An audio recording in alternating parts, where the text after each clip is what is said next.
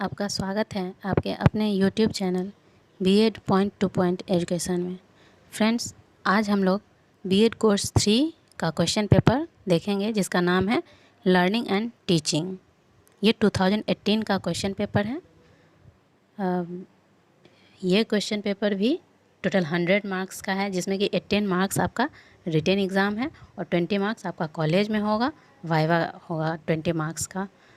इसमें भी total 5 unit होते हैं और हर यूनिट से एक क्वेश्चन का आंसर आपको करना है।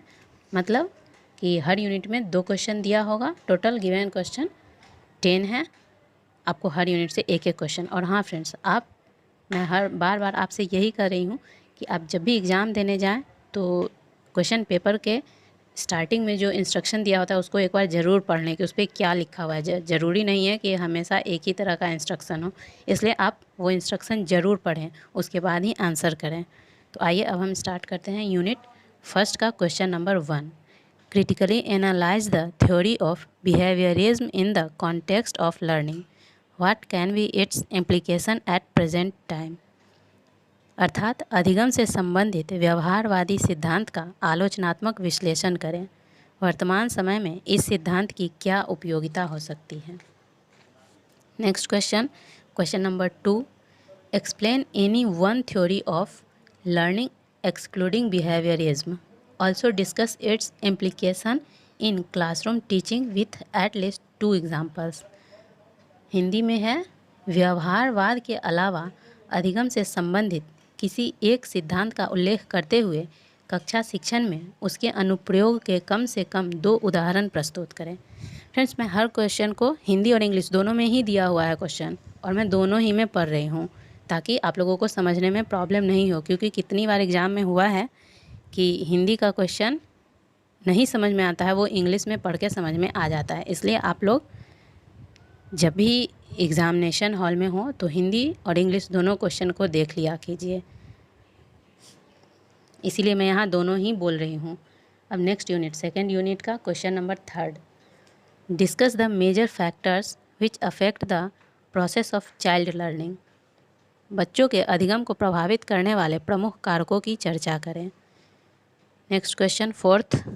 What is motivation. Being a teacher, what techniques would you like to develop for enhancing motivation in children। अर्थात अभिप्रेरणा क्या है। एक शिक्षक होने के नाते बच्चों को अभिप्रेरित करने के लिए कौन कौन से उपाय करेंगे। अब third unit, question number 5। What is teaching. Clarify the assumptions of teaching and their influence on the planning for teaching. Hindi में क्या है, शिक्षण क्या है, शिक्षण की अवधारणाओं और शिक्षण योजनाओं पर इसके प्रभाव को स्पष्ट करें। Question number 6। What do you mean by an effective teacher. Analyse important qualities of an effective teacher. अर्थात प्रभावी शिक्षक से आपका क्या अभिप्राय है। प्रभावी शिक्षक के प्रमुख गुणों का वर्णन करें। अब unit 4, question number 7।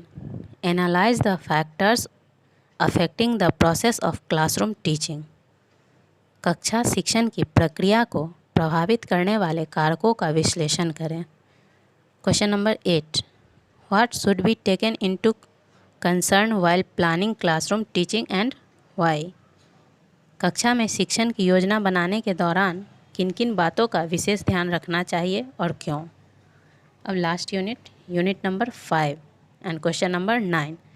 Discuss the contemporary role of teacher in the process of teaching learning. अर्थात सीखने सिखाने की प्रक्रिया में शिक्षक की समकालीन भूमिका की चर्चा करें। अब लास्ट क्वेश्चन, मतलब 10वां 10th question. What is the lesson plan. Explain it's need and various possibilities. पाठ योजना क्या है, इसकी आवश्यकता एवं विभिन्न संभावनाओं का वर्णन करें। तो फ्रेंड्स, इस तरह ये क्वेश्चन पेपर यहाँ पे कंप्लीट हुआ। कोर्स 3 लर्निंग एंड टीचिंग का क्वेश्चन यहाँ पे कंप्लीट होता है। आप ठीक से देख लीजिएगा और इन सब का आंसर भी आपको एक एक करके मिलेगा, धीरे धीरे मिलेगा। तब तक थैंक यू एंड बाय।